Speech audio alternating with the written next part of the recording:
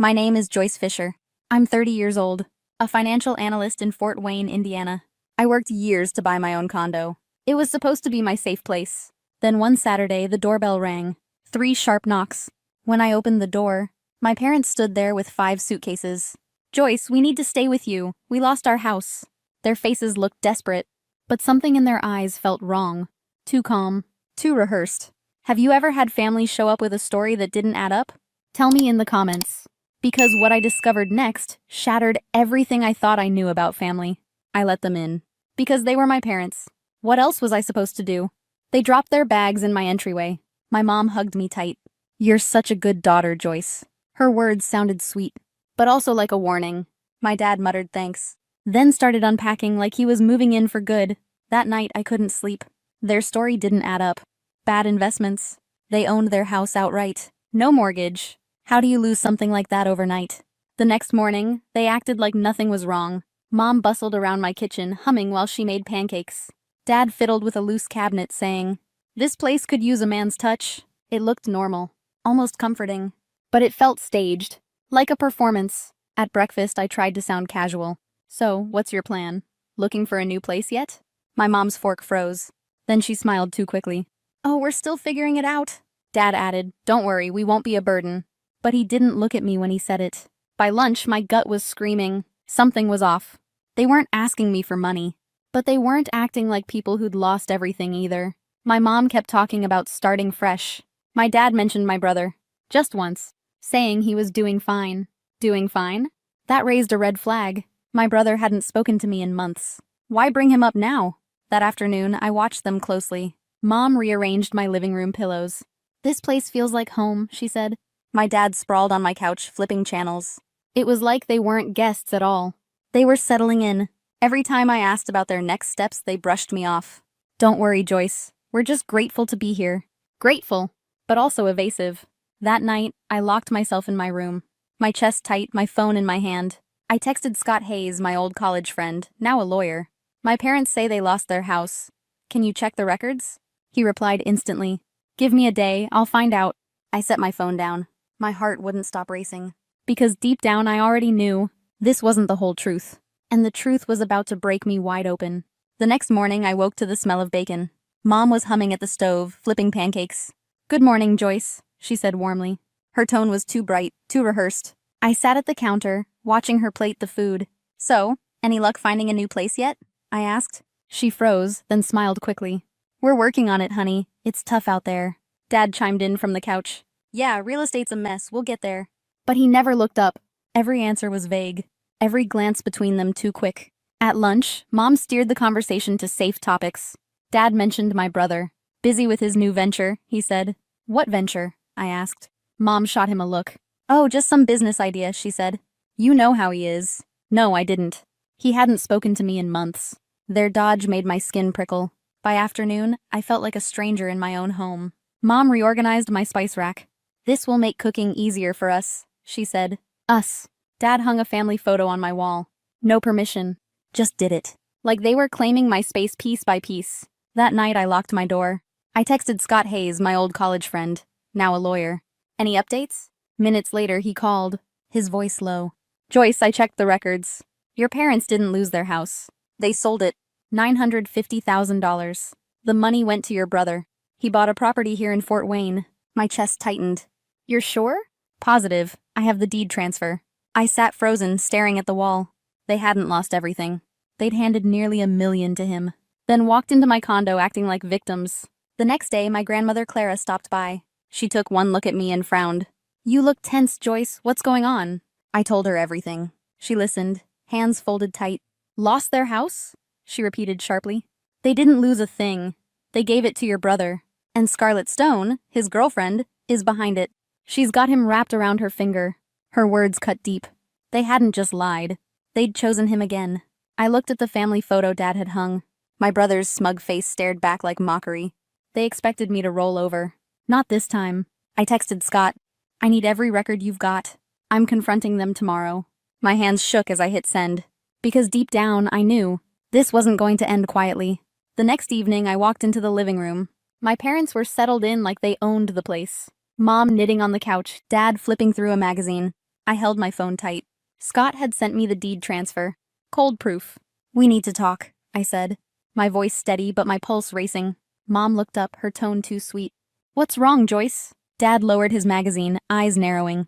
What's this about? I didn't sit. I raised my phone. I know you sold your house. $950,000. All to buy my brother a new place. Care to explain? Mom's face paled. Her knitting slipped to the floor. Dad leaned forward, jaw tight. Who told you that? He demanded. Doesn't matter, I said coldly. I want the truth. Show me your bank records right now, or I'm done. Mom's eyes widened. Joyce, calm down. It's not what you think. But her voice cracked. Dad stood, fists clenched. You're accusing us? After we raised you? I stepped closer. You lied. You said you lost everything. But you gave it all to him. Why? Mom reached for me. We were going to tell you, honey. It's complicated. I pulled away. No. You had your chance. Show me the records, or you're out.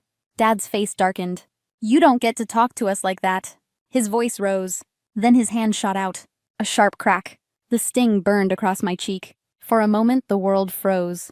My own father, the man who once tucked me in at night, had just hit me. Mom gasped, covering her mouth.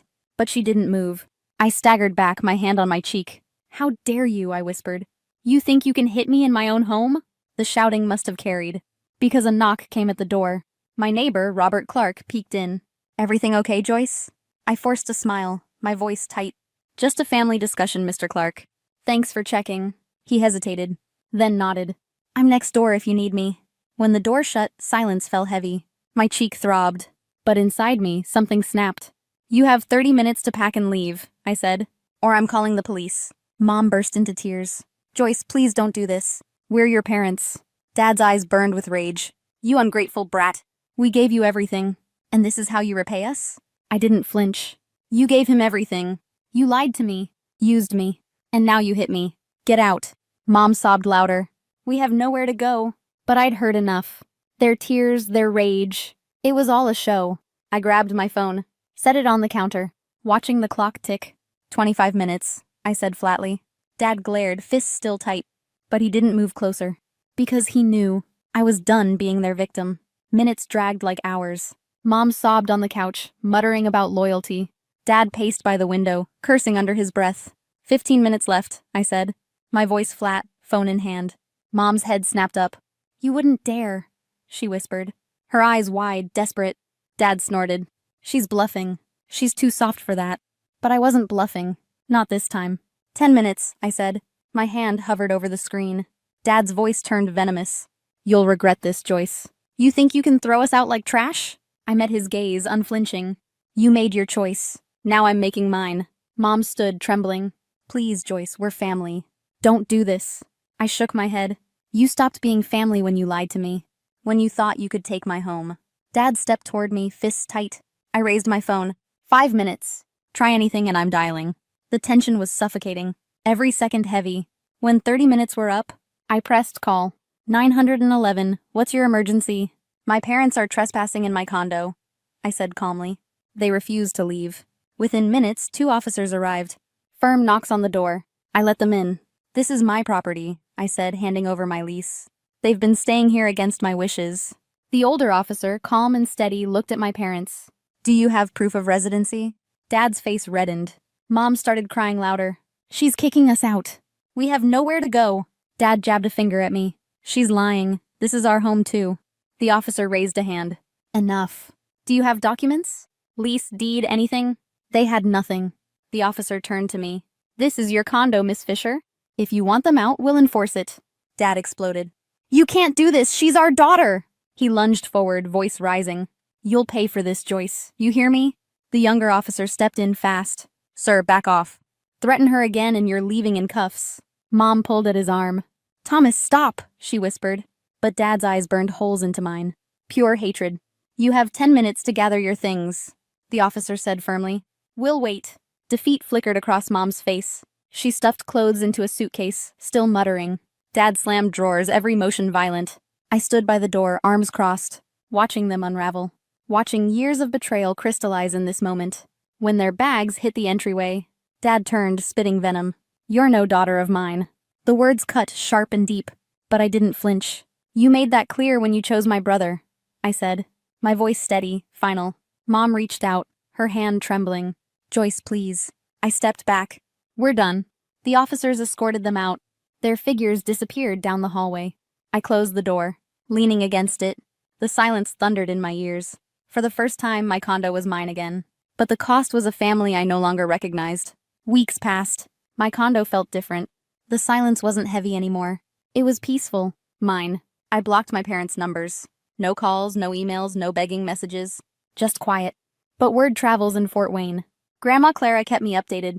She called one evening, sighing into the phone. They're with your brother now. Thought his shiny new house would save them. I braced myself. Did it? Clara snorted. 3 days in, he kicked them out. Said they were disrupting his lifestyle. They ended up in a cheap motel. I wasn't surprised. But I wasn't satisfied either. It just confirmed what I already knew. And then came the bigger blow.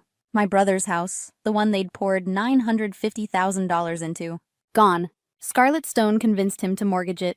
Invest in a risky stock play. The market crashed. The house foreclosed. She vanished with what was left. He was left with nothing but debt. My parents, too.